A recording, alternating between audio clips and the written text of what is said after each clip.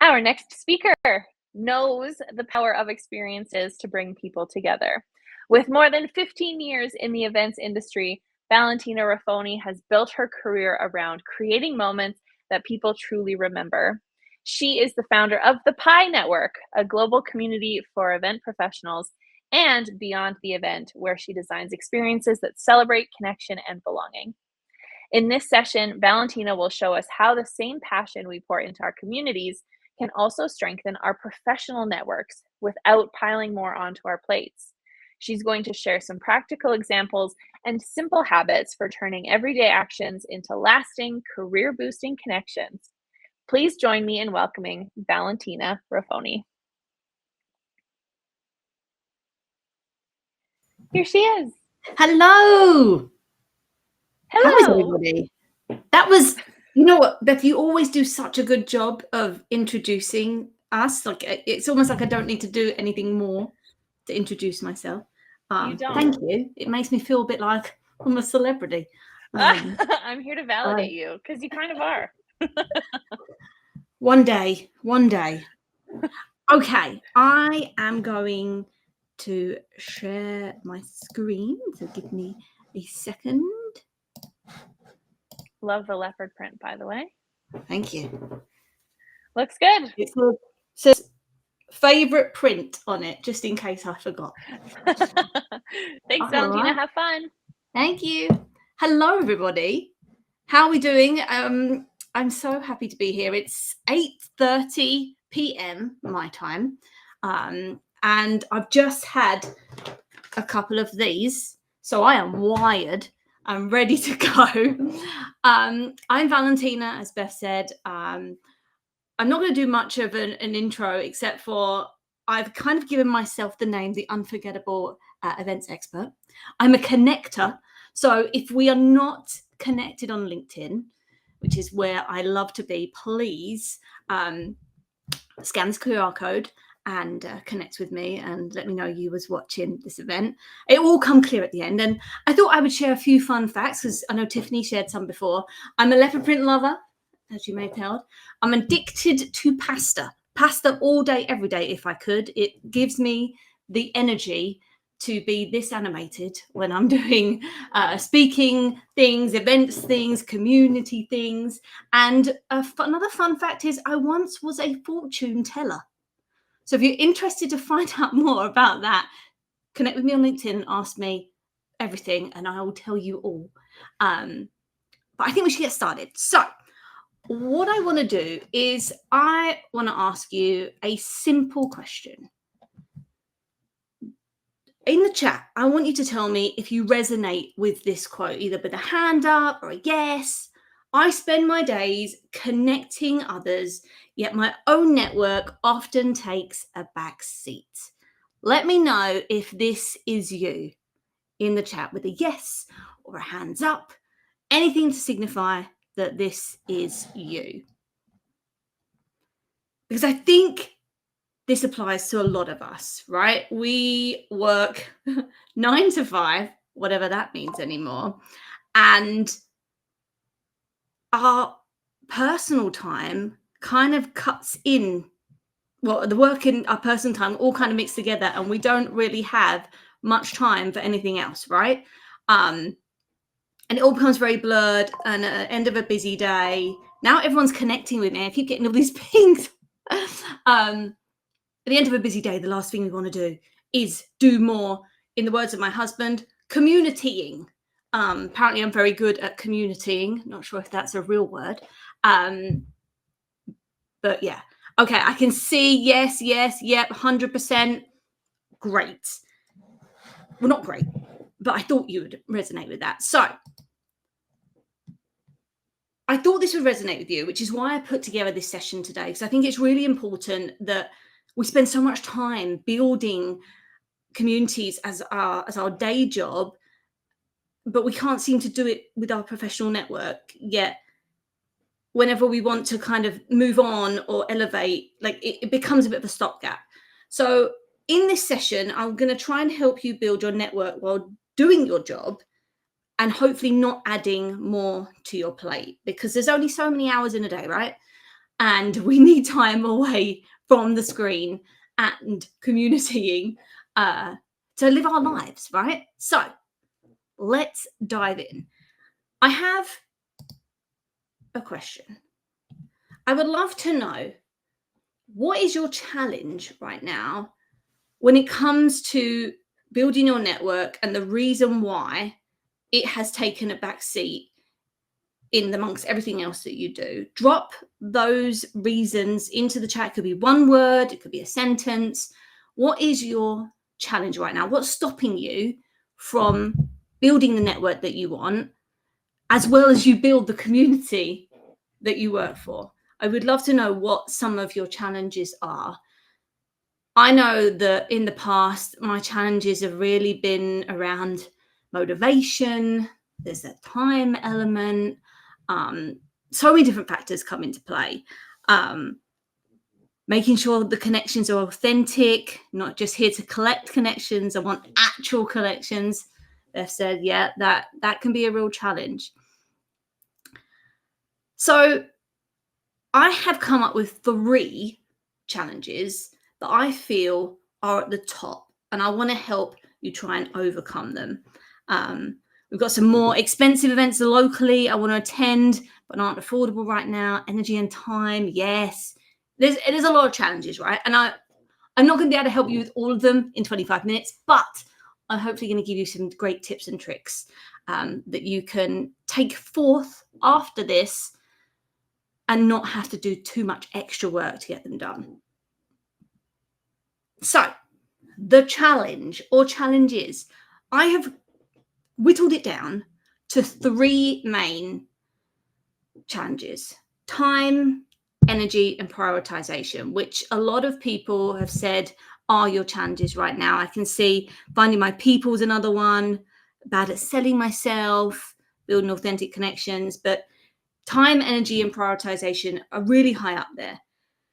So with the time element, let me know if you agree with me. This resonates with me. Your calendar is packed with events, moderating, engaging, onboarding new members, meetings, deadlines. Like, you just open your Google Calendar and it's just packed. There's no room to even have lunch. And you get to the end of the day, and as I mentioned, you don't want to do anything else. Your networking goals, your own personal things, that task on your to-do list gets put to tomorrow. If you're anything like me, it's like tomorrow, and then you drag it the next day, tomorrow, then it's next week, then it's next month, and then you look at it and you're like, what was that? And you're like, oh, I was meant to do that. And it just keeps going on. Then we've got energy. You give so much to your community, so much energy, whether you're coming onto events, whether you're thinking about content, you're in the communities almost 24 hours a day, answering questions, cheering people on, connecting members, that you don't have any energy left for your own growth. You almost burn out every day because you've been that face, that person into the community which they love, but it's burnt yourself out. Someone says that's me today. And it often makes it feel like networking, which there should really be another word for it. Like networking, me and Beth were talking about this before, like networking can sometimes feel a bit meh. Should just be called connecting, in my opinion. But it can feel like work mode when it's bleeding into personal time, and that doesn't make it fun. Like, you end up in like this caretaker mode. I'm just imagining this like person with this like blue uniform on with the broom, just like sweeping. You become caretaker mode for your community, but not for yourself, right? But that really takes away your energy. Then there's the prioritization, and I'll be honest, I've often felt selfish to focus on my own network when it's been my role to serve the community. Like, that's my paid job, that's my day-to-day, whereas my network is just, me, and it's felt selfish. But we know how important networking is, but we feel like our community comes first. That's how I felt in the past. I'm sure some of you have also felt that way as well. And ironically, the same skills that you use to grow your thriving communities are exactly the ones that you could use to build your own network, right? But they get sidelined. So, how do we overcome these challenges? Is I'm sure what's in your mind right now. Tell me how, Valentina. Tell me how. I'm going to tell you how. So, how do you grow your network? I want to keep it simple. Simple and sustainable is the key here. And what I'm going to share are the kind of strategies that I cover more fully in my Create to Connect masterclass, which is taking place next month. But for today, I'm just going to share with you the first part of my Connect framework. If you've heard me speak before, you know that I love frameworks. I've got frameworks for everything. And today it's the Connect, and I'm gonna show you what the con part of Connect is, plus a little bit more. So it starts with clarifying and aligning.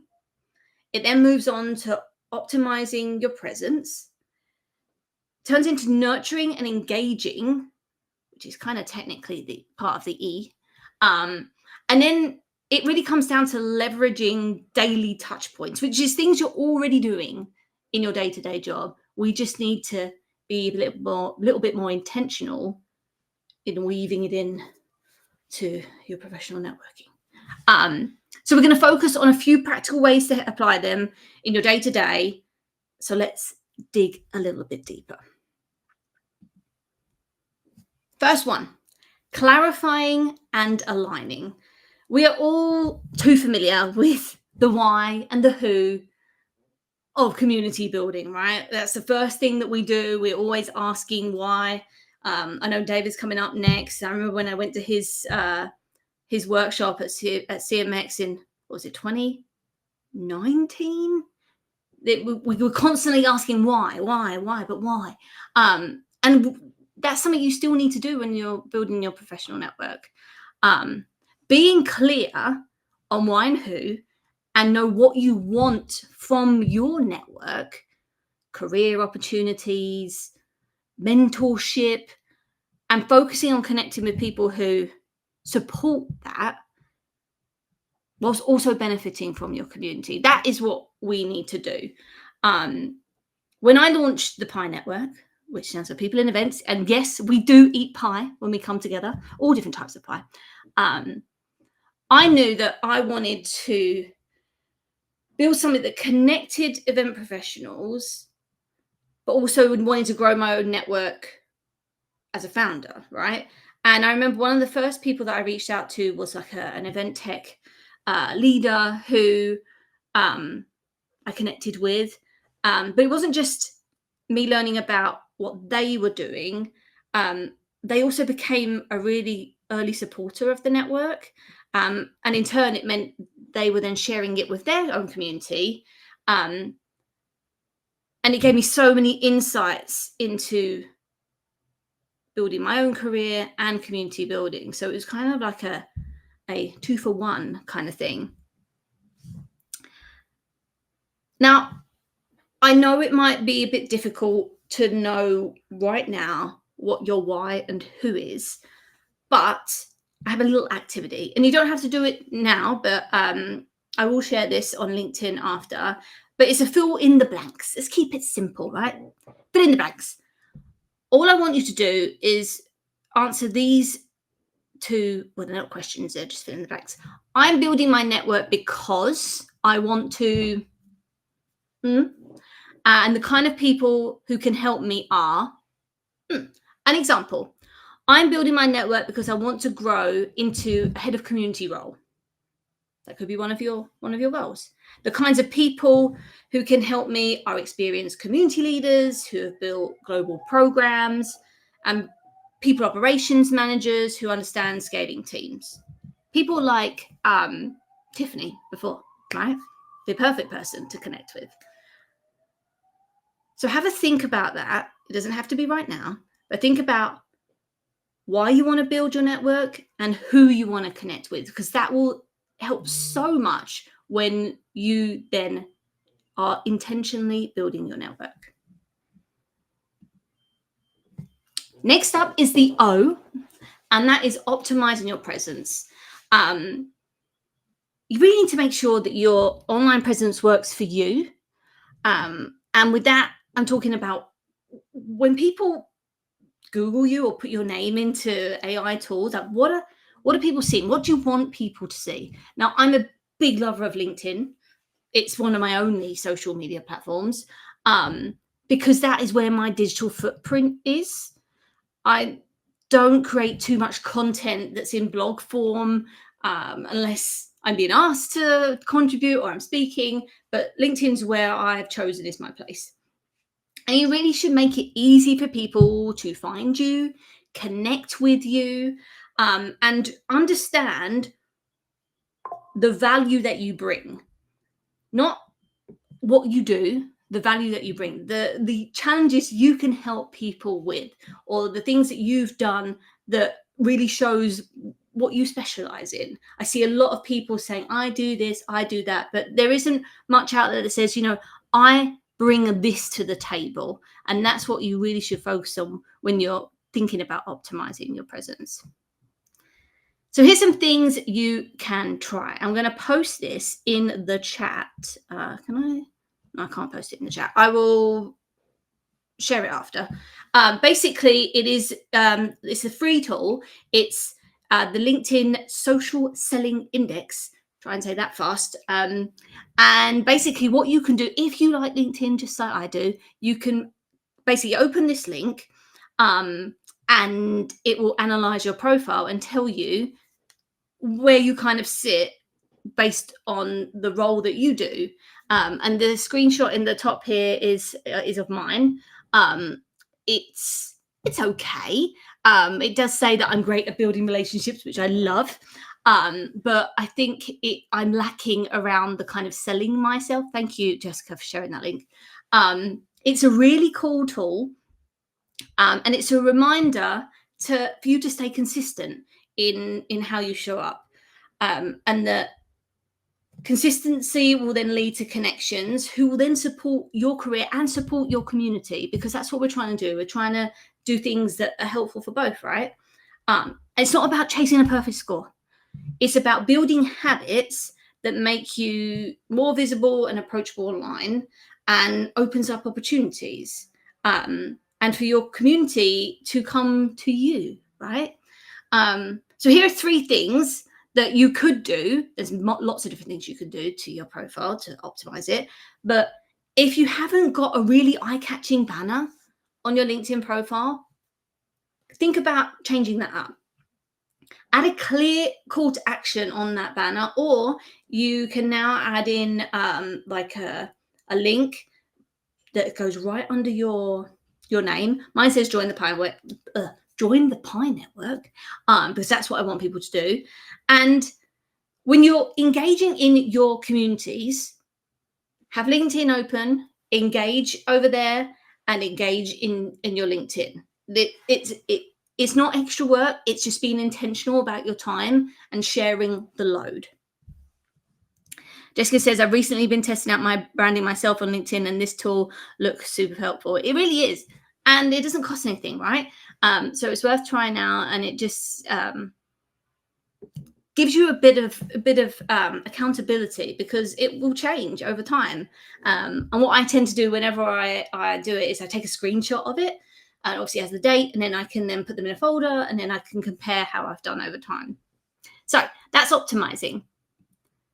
Next up, nurturing and engaging. As community people, we know networking is not about sending hundreds of messages, attending every single event. It's about small repeated actions that keep relationships alive, right? That's what we do every day in our community strategies and the communities that you're building. We plan for this. It's very, very intentional. An example is I had a connection who I first met at an event. Instead of doing like a one-off outreach, I decided to start commenting on their post. I saw something I thought was really interesting for them, and I shared it with them. And I've been keeping up in checking in every few weeks, just to see how they are. And this has really grown a relationship, because I genuinely want to get to know them. And it's benefited for both of us and our communities. So what's the takeaway? Consistency beats volume, right? Even small actions, when we do them again and again, create trust, visibility, and opportunities, and without burning out. That's the thing. It's like that 1% better every day, not 50% better. It's not taking 5 steps instead of 1 step. And sometimes we won't take a step, and that's okay to not take a step. But it's building those habits, and habits take time to build, right? It's not something that tomorrow you suddenly building a network, right? It takes time. And then lastly, it's all around leveraging those daily touch points.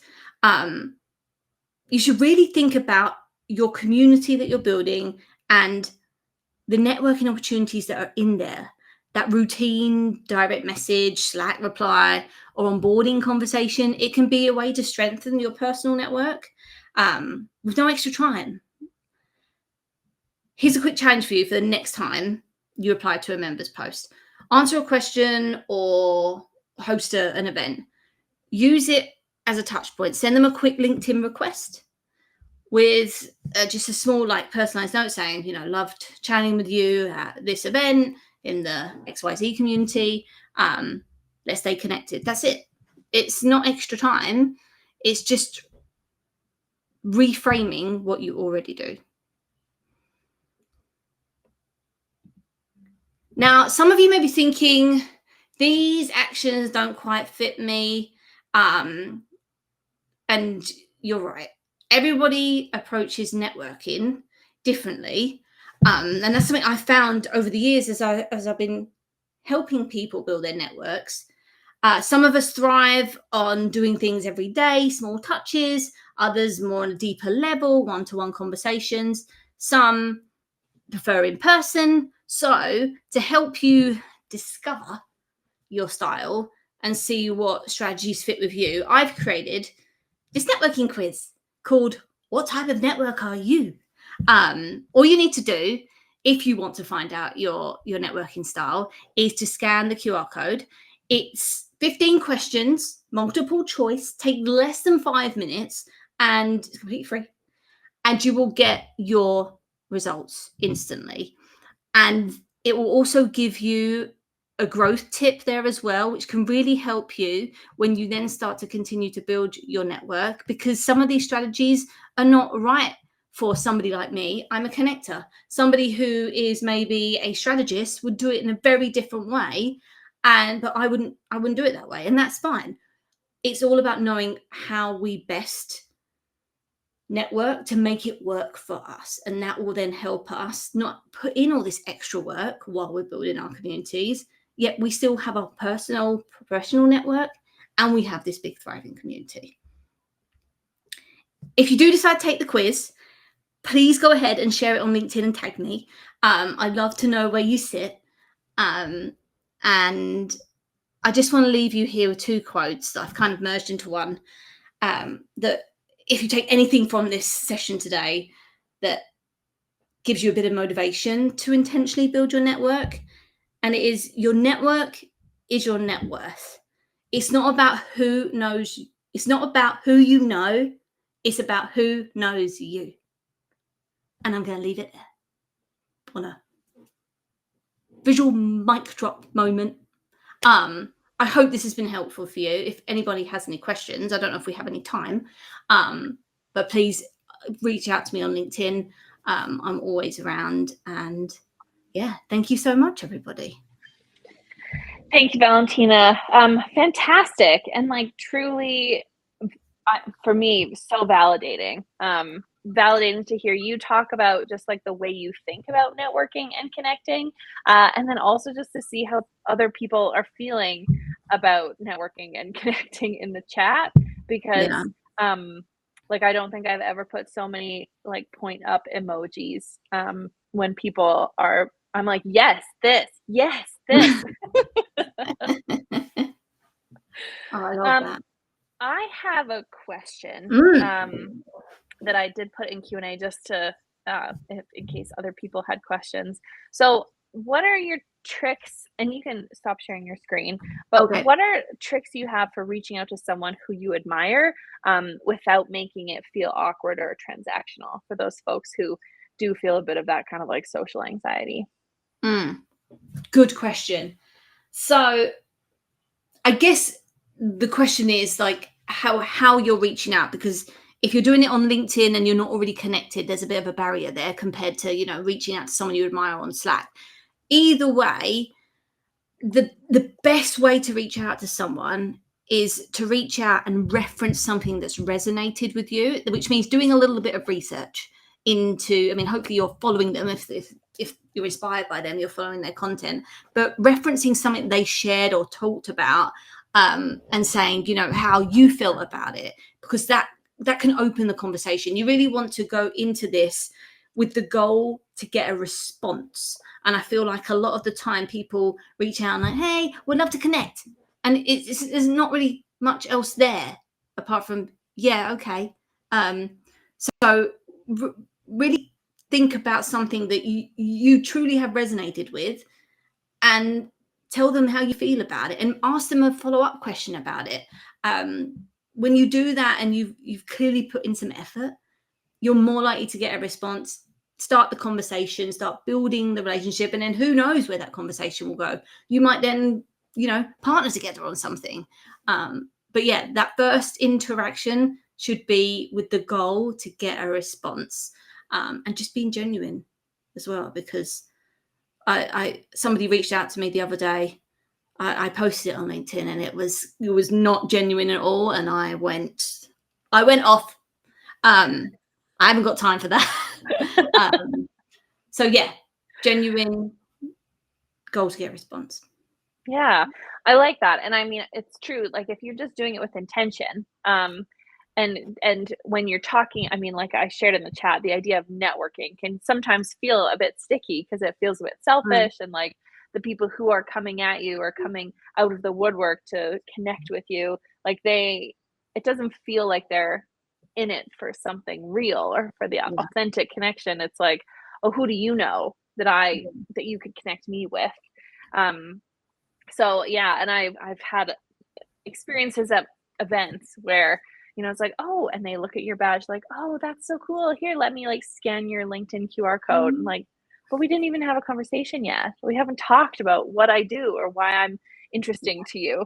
So I think like leading with intention is great advice. yeah. I mean, there's a whole nother conversation on event name badges and QR codes that we could talk about, but that's for another day. You're just so full of opinions. I love it. Oh, yeah. I think I'm getting older. That's what it is. Well, thank you so much, Valentina. I speak for a lot of folks in our audience right now. This has been super, super helpful, super validating. And it's just always a pleasure to have you on our stage. Thank you so much, everybody.